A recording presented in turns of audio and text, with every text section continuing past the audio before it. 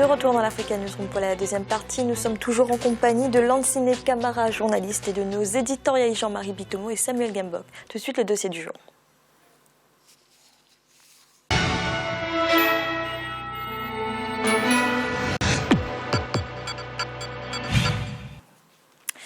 Grâce à son important potentiel agroécologique, la Guinée a été pendant longtemps l'un des principaux producteurs et exportateurs de fruits et légumes dans les pays de la sous-région.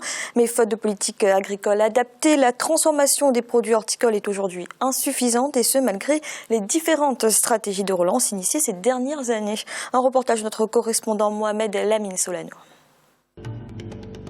La production des fruits et légumes de Guinée souffre du manque de transformation. La carence d'investissement dans le secteur serait à l'origine de cette situation. Alors que la Guinée était l'un des principaux producteurs et exportateurs de produits horticoles en Afrique de l'Ouest à l'époque coloniale, le régime de Sékou Touré, après les indépendances, a entrepris plusieurs mesures pour développer le secteur de fruits et légumes frais dans le contexte de son modèle économique contrôlé et géré par l'État. 2 industries alimentaires avaient alors été construites.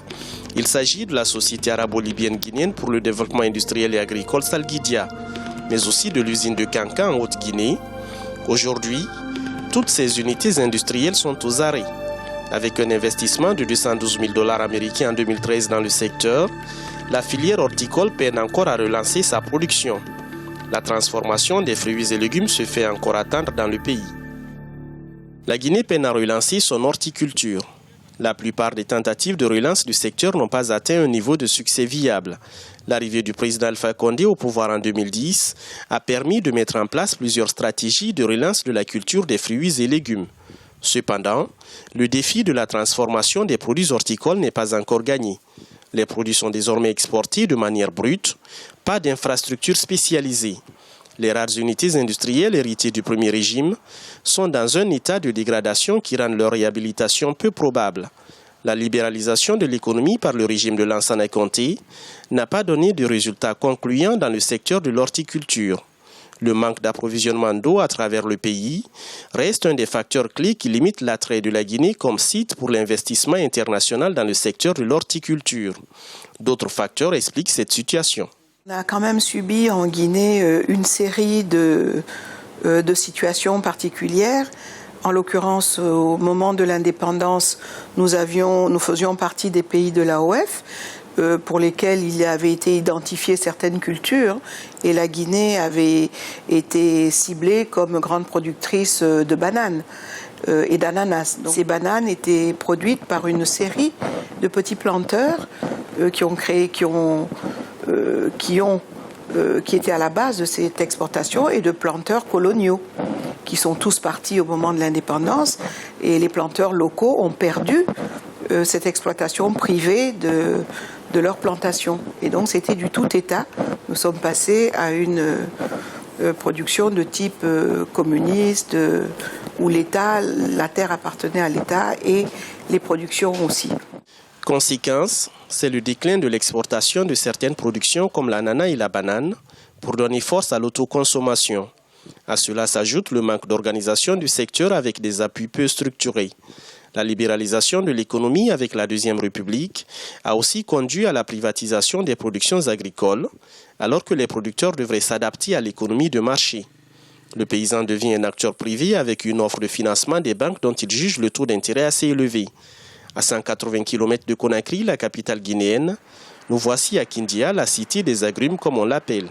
Ici, Wanyabou et son réseau de groupements produisent chaque année des centaines de tonnes de fruits et légumes destinés à l'exportation vers les pays de la sous-région. Depuis 4 ans, un appui massif et direct du gouvernement est accordé aux paysans pour une meilleure relance du secteur agricole dans le secteur, même si par endroits il y a un manque à gagner. Le gouvernement nous accorde des subventions. Il nous offre l'engrais, plusieurs autres produits, des semences qu'on vend à des prix raisonnables aux agriculteurs. Sauf que nous n'arrivons pas à exporter tous nos produits. Nous manquons d'emballage et des moyens pour les exporter vers les pays occidentaux. Mais nous parvenons à les placer vers les pays de la sous-région, le Sénégal, le Mali, la Sierra Leone, la Guinée-Bissau et la Gambie.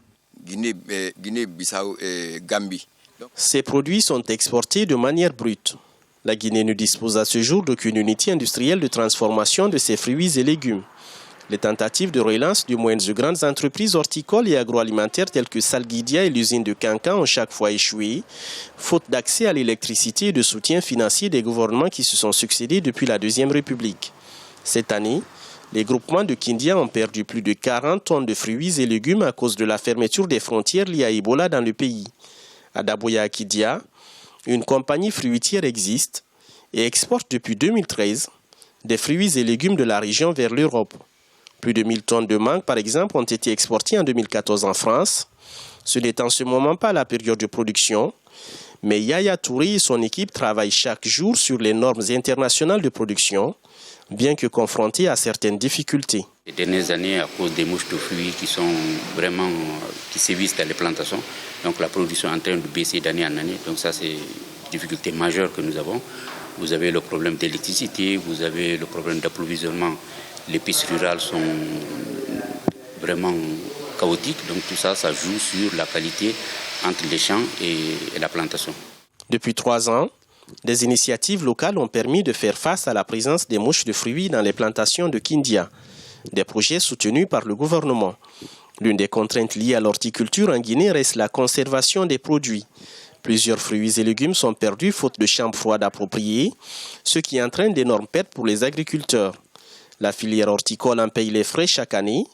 À Kindia, un projet de relance de la production des fruits est initié par les autorités régionales. Il va mettre en synergie tous les acteurs de la filière de la ville des agrumes. De cette année jusqu'en 2020, créer 500 hectares d'ananas et de bananes, 125 hectares de bananes. Donc ils vont s'ajouter aux plantations qui existent pour des petits exploitants qui vont nous permettre à peu près 1000 hectares dans notre région.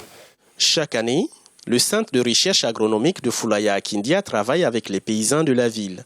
Une collaboration qui permet de valoriser et vulgariser les productions du centre, spécialisé dans la culture fruitière depuis quelques années.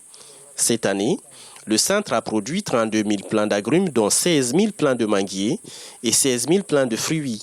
Des projets pilotes de relance de l'horticulture sont lancés par le gouvernement depuis 2 ans pour une meilleure diversification alimentaire.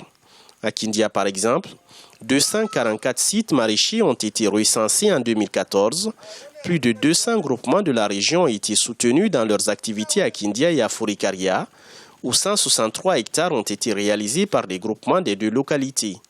8 villes étaient concernées par ce projet qui touchera cette année 15 autres. Aujourd'hui, le gouvernement s'est doté d'une stratégie de relance de la filière horticole pour garantir la sécurité alimentaire, à en croire la ministre de l'Agriculture.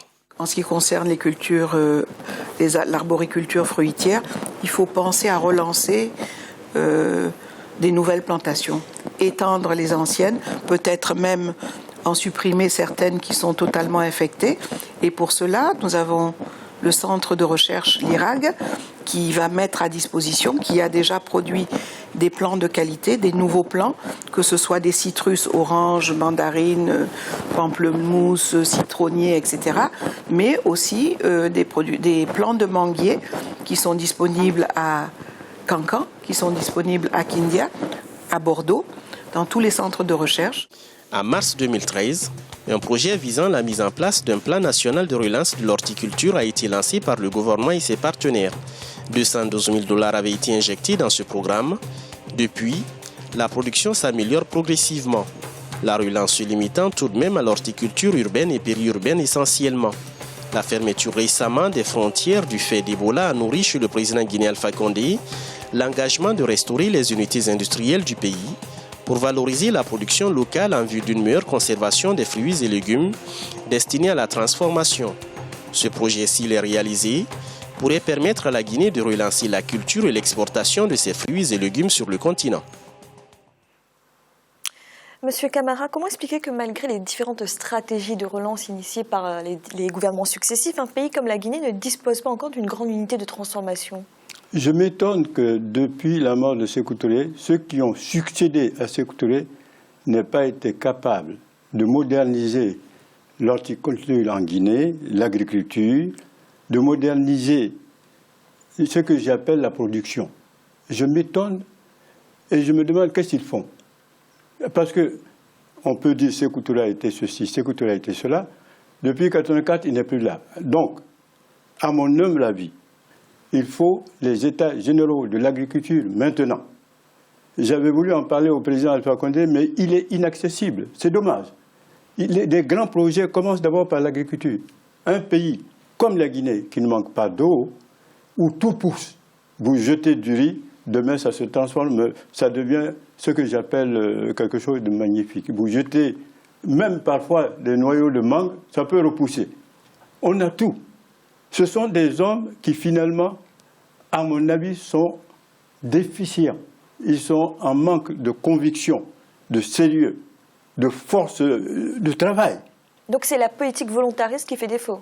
Totalement défaut. Et il faut voir d'abord le président pour lui dire, mais comment se fait-il, vous qui avez fait la France, vous avez fait l'Europe, comment se fait-il, aujourd'hui vous n'arrivez pas à moderniser l'agriculture? Comment se fait-il on meurt de faim en Guinée? C'est parce que tout simplement, il y a des gens qui, peut-être, ça les arrange qu'on vive dans la pauvreté. Et nous, sans essayer de mettre de l'eau sur ce que j'appelle de l'huile sur le feu, nous exigeons dès maintenant, avant la fin du mandat d'Alpha Condé, de commencer par faire les états généraux de l'agriculture en Guinée, de faire venir les meilleurs agriculteurs, ceux qui travaillent, et de leur donner les postes qu'il faut, parce que c'est maintenant ou jamais.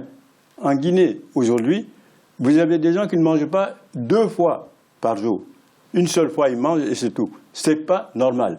Et nous, notre rôle, c'est de ne pas suivre des politiciens qui sont en manque d'idées, qui sont en manque de sérieux, qui sont en manque de force.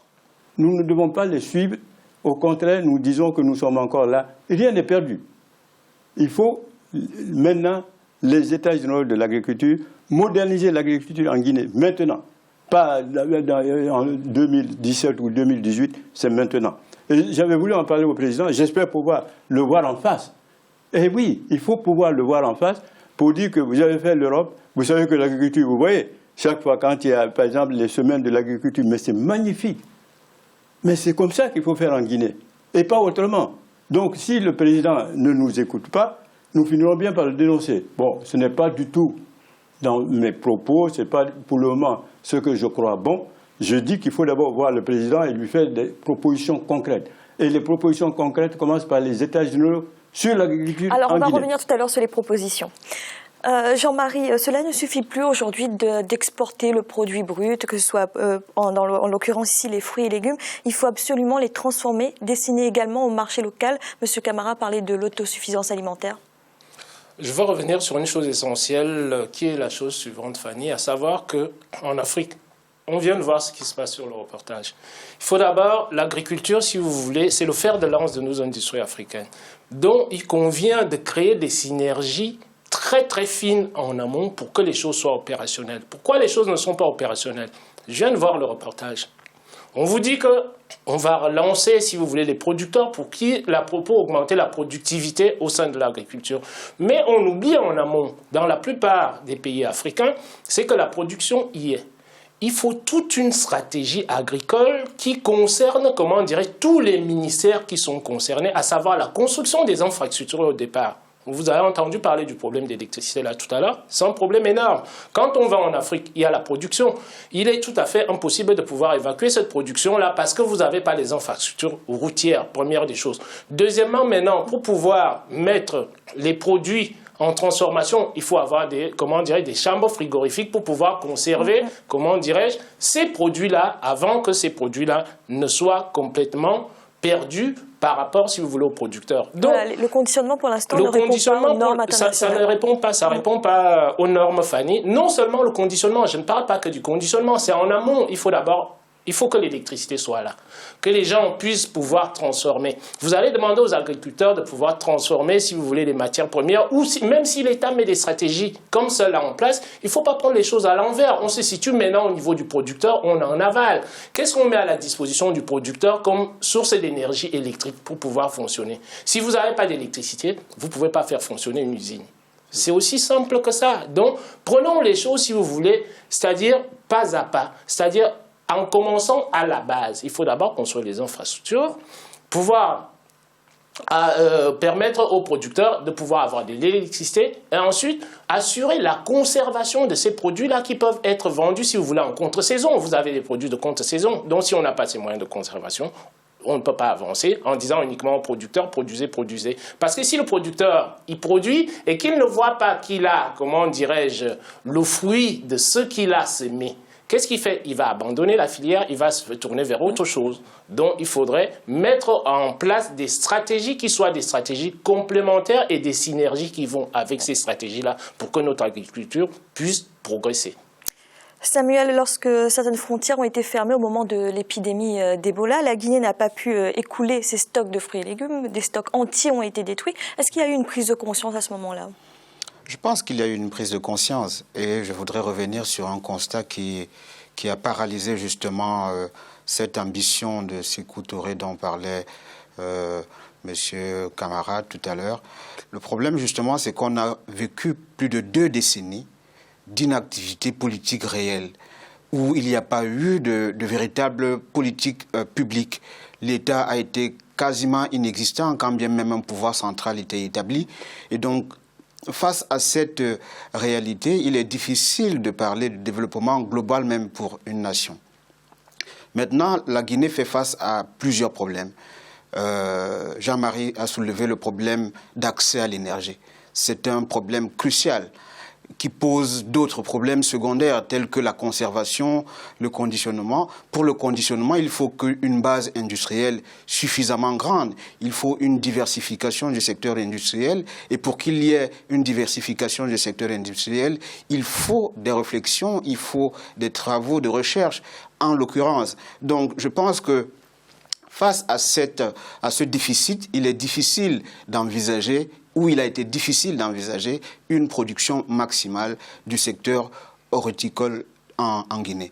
Et maintenant, il faut aussi voir un autre défi, même si l'actuel gouvernement prend quand même le train en retard, mais il y a quand même une volonté de développer le pays. Mais cette volonté de développer le pays doit être méthodique. Il faut bien assurer le processus qui part du laboratoire à la transformation industrielle en usine, en identifiant clairement les défis auxquels l'on peut faire face et y remédier très rapidement afin de estimer ou envisager à moyen ou à long terme la résolution de ce problème.